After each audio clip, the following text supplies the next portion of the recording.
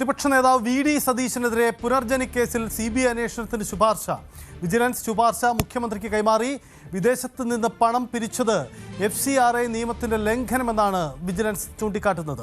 എന്താണ് വിശദാംശങ്ങൾ? സുപ്രധാന നീക്കമാണ് ഉണ്ടാവുന്നത് സർക്കാരിന്റെ ഭാഗത്തു നിന്നും. നിയമസഭാ തെരഞ്ഞെടുപ്പിന്റെ പടിവാതിക്കൽ ഡാൻ കുര്യൻ വിശദാംശങ്ങൾ അയച്ചിരുന്നുണ്ട്. ഡാൻ, വളരെ പ്രധാനപ്പെട്ട തീരുമാനമാണ്, പ്രത്യേകിച്ച് നിയമസഭാ തെരഞ്ഞെടുപ്പിന്റെ പടിവാതിക്കൽ. എന്താണ് ഈ സർക്കാരിന്റെ നീക്കം? വിജിലൻസിന്റെ ശുപാർശ എന്താണ്?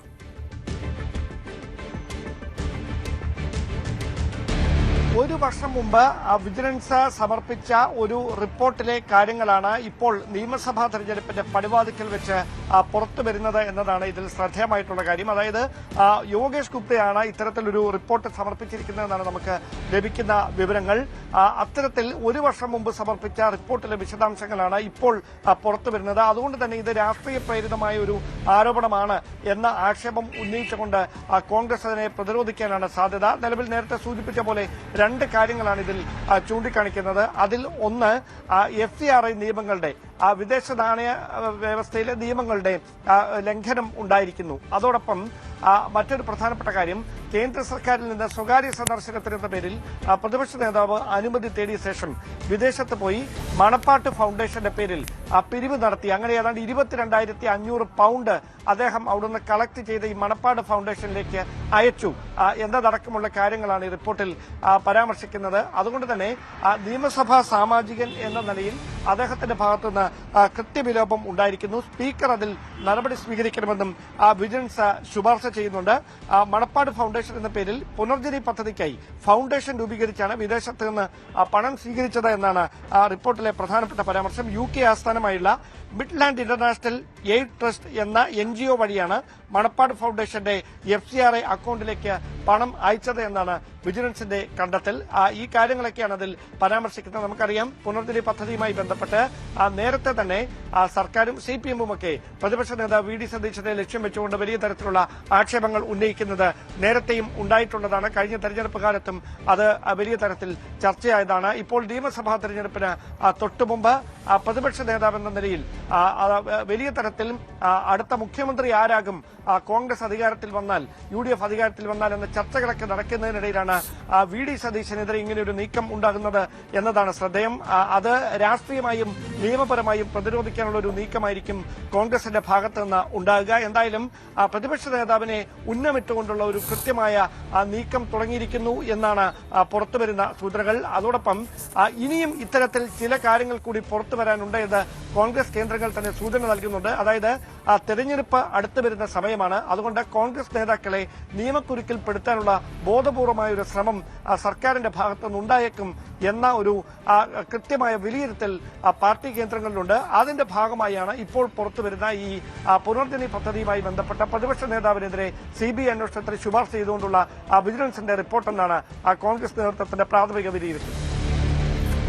ഡാൻ സൂചിപ്പിച്ചതാണ് അതിന്റെ ഏറ്റവും പ്രധാനപ്പെട്ട കാര്യം. ഒരുപക്ഷെ UDF അധികാരത്തിൽ വന്നാലും മുഖ്യമന്ത്രി ആരാ എന്ന ചോദ്യത്തിൽ വി.ഡി. സതീശന് മേൽ വെല്ലുവിളി ഉണ്ടാക്കുന്നതാണ് ഈ കേസ് എന്ന കാര്യത്തിൽ തർക്കമില്ല. മുമ്പ് പിണറായി വിജയനൊക്കെ സമാനമായ ചില ആക്ഷേപങ്ങളിലൂടെ കടന്നുപോയതുമാണ്. അതുകൊണ്ട് CBI കേസ് എടുത്താൽ വി.ഡി. സതീശന്റെ രാഷ്ട്രീയ ഭാവിയിൽ അതിലുണ്ടാക്കുന്ന വെല്ലുവിളി, രാഷ്ട്രീയ ആരോപണത്തിനപ്പുറം അതുണ്ടാക്കുന്ന വെല്ലുവിളി ചെറുതായിരിക്കില്ലല്ലോ. അതിന് വലിയ തരത്തിലുള്ള പ്രത്യാഘാത ശേഷി ഉണ്ടല്ലോ ഈ നീക്കത്തിന്.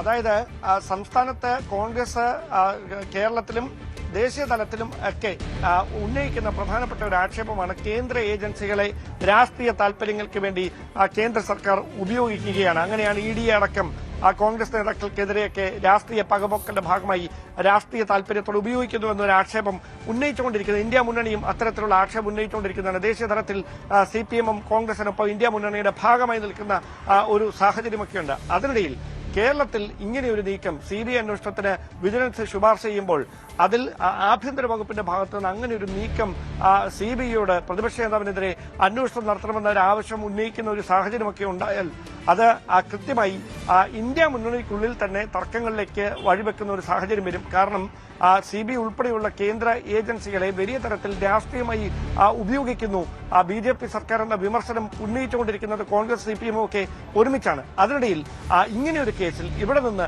CBI അന്വേഷണത്തിന് ശുപാർശ നൽകുന്ന ഒരു സാഹചര്യം സാഹചര്യം സംസ്ഥാന സർക്കാരിന്റെ ഭാഗത്തു നിന്ന്, പ്രത്യേകിച്ച് ആഭ്യന്തര വകുപ്പിന്റെ ചുമതലയുള്ള മുഖ്യമന്ത്രിയുടെ ഭാഗത്തു നിന്നൊക്കെ ഉണ്ടായാൽ അതിനെ കൃത്യമായി തന്നെ രാഷ്ട്രീയമായി ഉള്ള ഒരു പകപോക്കൽ നടക്കുകയാണ് എന്ന തരത്തിലുള്ള വ്യാഖ്യാനങ്ങളിലേക്കും വിലയിരുത്തലുകളിലേക്കും അത്തരത്തിലുള്ള വിമർശനങ്ങളിലേക്കുമൊക്കെ കോൺഗ്രസ് നേതൃത്വം കടക്കാൻ തന്നെയാണ് സാധ്യത. എന്തായാലും പ്രതിപക്ഷ നേതാവിനെ കൃത്യമായി ലക്ഷ്യം വെച്ചുകൊണ്ടുള്ള ഒരു നീക്കം തന്നെയാണ്. അദ്ദേഹത്തെ നിയമപരമായും രാഷ്ട്രീയമായും വെട്ടിലാക്കാനുള്ള ഒരു നീക്കത്തിന്റെ ഭാഗം എന്ന് തന്നെ വിലയിരുത്താം.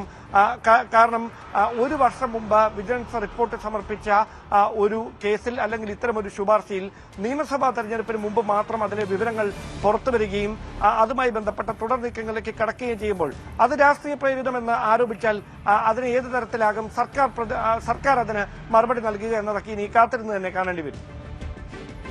ഡാൻ, ഒരു പ്രധാനപ്പെട്ട കാര്യം കൂടിയുള്ളത്, ഒരുപക്ഷെ ഈ ആക്ഷേപം കോൺഗ്രസിനകത്ത് ഇപ്പോൾ രാഷ്ട്രീയമായ പ്രതിരോധം തീർത്തേക്കാം. പക്ഷേ തെരഞ്ഞെടുപ്പിന് ശേഷം മുഖ്യമന്ത്രി ആരെ എന്ന ചോദ്യം ഉയരുമ്പോൾ വി ഡി സതീശന് മേൽ പാർട്ടിക്കുള്ളിൽ ഇതൊരു ആയുധമായി മാറാനുള്ള സാധ്യതയുണ്ടോ? അങ്ങനെ പോലും പ്രഹരശേഷി ഇതിനുണ്ടാവില്ലേ?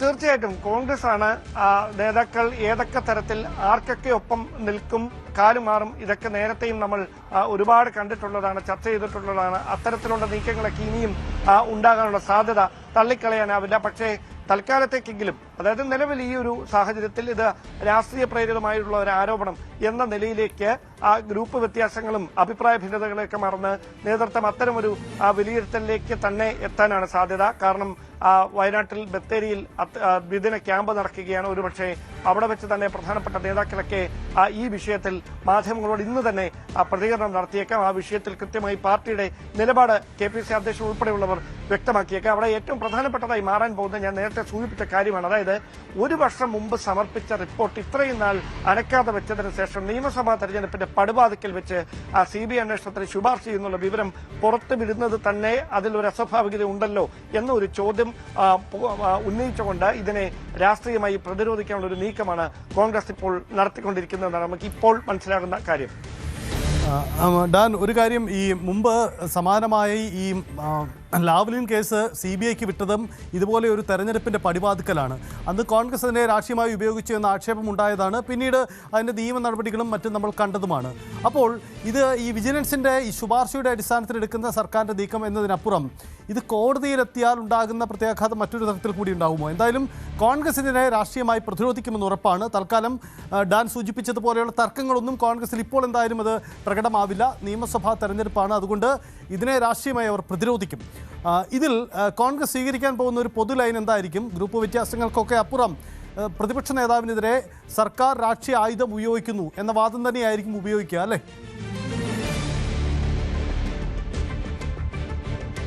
അതായത് പ്രതിപക്ഷ നേതാവ് VD സതീശനെ മാത്രം ലക്ഷ്യമിട്ടുകൊണ്ടല്ല സർക്കാരിന്റെ ഇത്തരത്തിലുള്ള ഒരു നീക്കങ്ങൾ ഉണ്ടാകാൻ പോകുന്നത് എന്നൊരു വിലയിരുത്തൽ കോൺഗ്രസ് നേതൃത്വത്തിനുണ്ട്. അവിടെ മറ്റ് പ്രധാനപ്പെട്ട നേതാക്കൾക്കെതിരെയും സമാനമായ തരത്തിലുള്ള ആരോപണങ്ങളും അത്തരത്തിലുള്ള ഇടപെടലുകളുമൊക്കെ ഉണ്ടാകാൻ ഇടയുണ്ട്. അതിൽ രാഷ്ട്രീയമായ കൃത്യമായ ഇൻവോൾവ്മെന്റ് അവർ പ്രതീക്ഷിക്കുന്നുമുണ്ട്. അതുകൊണ്ട് തന്നെയാണ് ഈ ഒരു കാര്യത്തിൽ ഇപ്പോൾ പ്രതിപക്ഷ നേതാവ് VD സതീശനെ അദ്ദേഹത്തിനെതിരെ ഒരു നിലപാട് സ്വീകരിച്ചാൽ അത് തങ്ങൾക്കും സമാനമായ തരത്തിലുള്ള ഒരു സാഹചര്യത്തിലൂടെ വരുന്ന ആഴ്ചകളിൽ അല്ലെങ്കിൽ തെരഞ്ഞെടുപ്പിനോട് അടുക്കുന്ന സമയങ്ങളിൽ കടന്നു പോകേണ്ട ഒരു പശ്ചാത്തലം ഉണ്ടാകുമ്പോൾ തികച്ചും ഒറ്റപ്പെടുന്ന ഒരു സാഹചര്യം വരും. അതുകൊണ്ട് ഇതിനെ കൂട്ടായി നേരിടുക, അങ്ങനെയൊരു രാഷ്ട്രീയ തന്ത്രത്തിലേക്കായിരിക്കും കോൺഗ്രസ് എത്തുക. കാരണം ഇങ്ങനെയൊരു നീക്കം കോൺഗ്രസ് നേരത്തെ പ്രതീക്ഷിച്ചിരുന്നു, പ്രതിപക്ഷ നേതാവ് നേരത്തെ പ്രതീക്ഷിച്ചിരുന്നു എന്ന് വേണം മനസ്സിലാക്കാൻ. കാരണം ഈ കേസിൽ അദ്ദേഹത്തിനെതിരെ ഈ CBI അന്വേഷണത്തിന് ശുപാർശ ചെയ്തുകൊണ്ടുള്ള വിജിലൻസ് റിപ്പോർട്ട് ഒരു വർഷം മുമ്പ് കൊടുത്തതാണ്.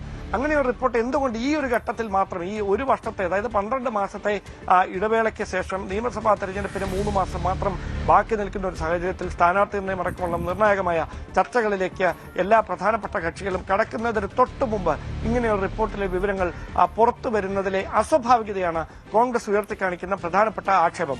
അതോടൊപ്പം ഏറ്റവും പ്രധാനപ്പെട്ട ഒരു കാര്യം, ഇതിൽ CPM